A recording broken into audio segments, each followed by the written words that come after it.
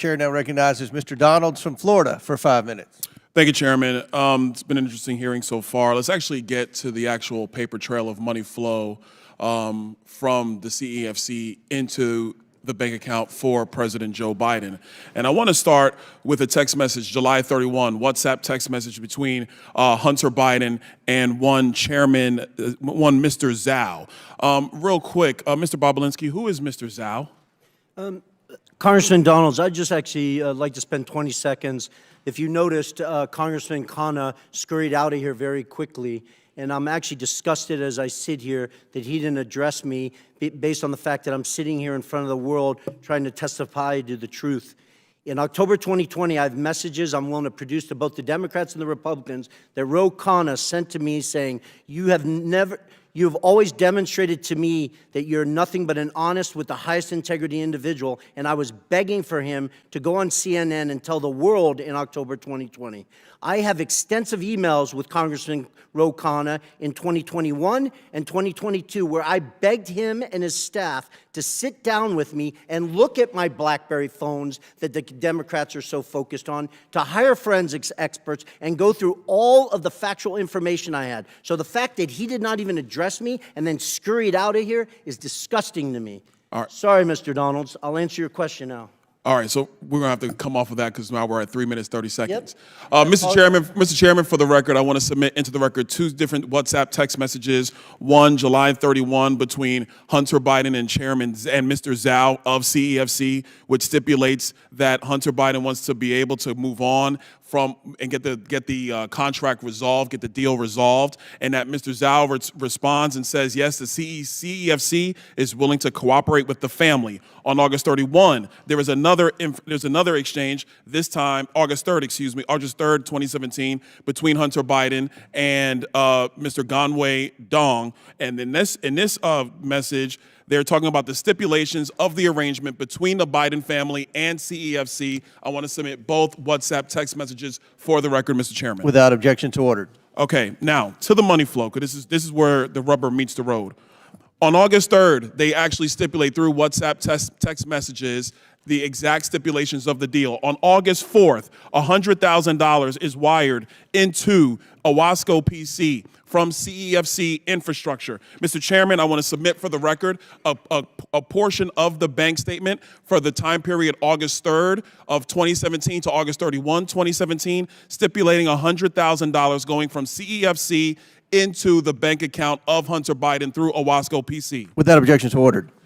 On August 8th, 4 days later, $5 million is then transferred from the Northern International Capital account of $5 million to Hudson West III. Hudson West III is a bank account controlled by Hunter Biden and Mr. Ganwei, a.k.a. Kevin Dong, who is a CEFC associate. That money comes from the Northern International Capital bank account that is tied to the CCP. Mr. Chairman, I want to submit for the record the bank statement demonstrating that transfer. Without objection to ordered. Okay, moving on.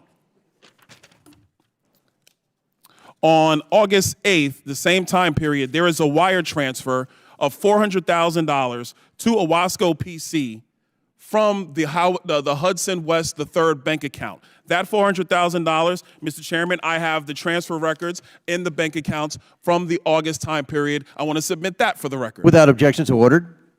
Now, here's where the fun stuff comes in, everybody, and I got a minute to do it, so we're going to get this done.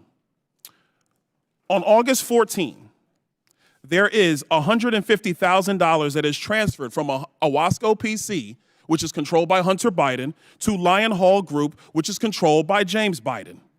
I have the records here, Mr. Chairman, of the $150,000 that has gone to Lion Hall Group from Owasco PC. I want to submit that for the record. Without objection to ordered. On August 28th, and I believe we have a screenshot for everybody in the room. On August 28th, Mr. Chairman, we have the withdrawal ticket from Lion Hall Group that is signed by Sarah Biden, who is the wife of Jim Biden, for $50,000 to withdraw from Lion Hall Group. I want to submit that withdrawal receipt for the record. Without objection to ordered. On September 3rd, on August 28th, actually, Mr. Chairman, we have the deposit reference into Sarah Jones Biden's account on the same day she withdrew it from Lion Hall. I want to submit that. Without objection to ordered. Last document.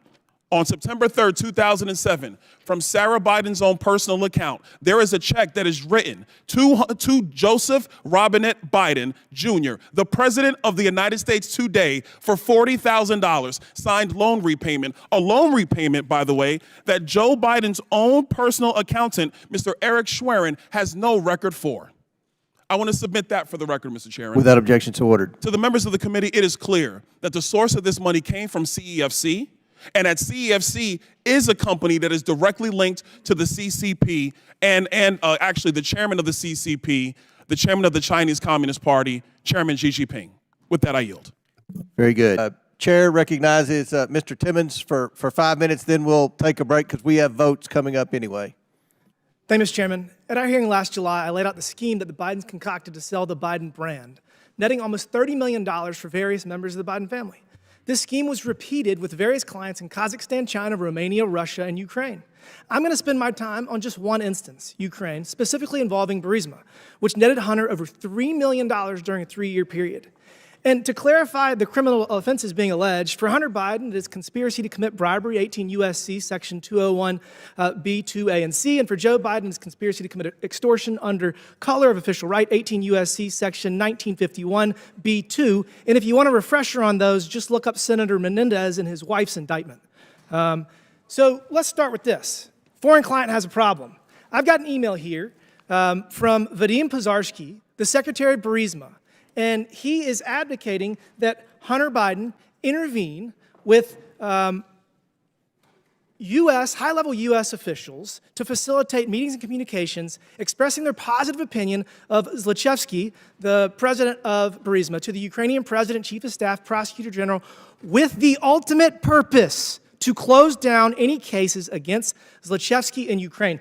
This is dated November 2nd. Now, keep in mind, and again, foreign client has a problem. Zlochevsky is being investigated by Viktor Shokin, the Inspector General of Ukraine, and he needs help, the Biden brand. So here we got bank records galore of Hunter Biden receiving, prior to this email, over $1 million.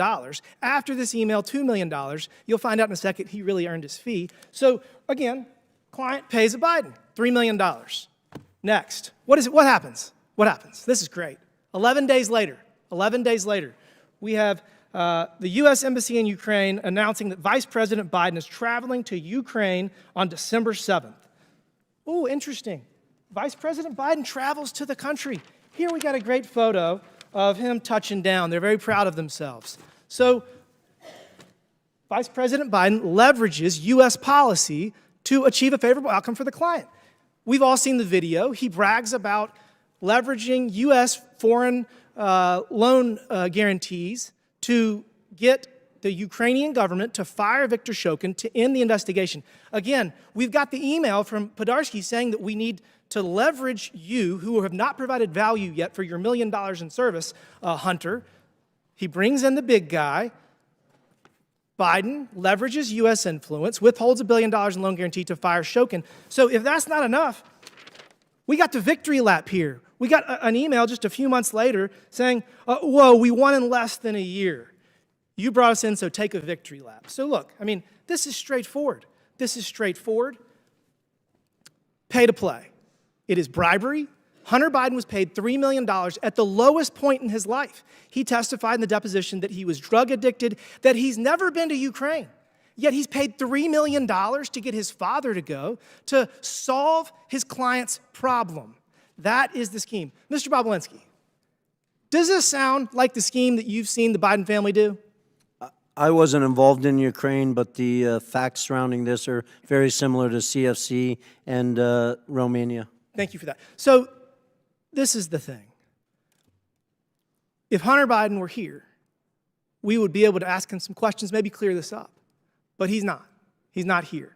And what's interesting is that just yesterday, Peter Navarro reported to federal prison in Miami for 4 months for not showing up in front of the January 6th committee. And I want to point out to everybody that the January 6th committee was procedurally defective under House rules.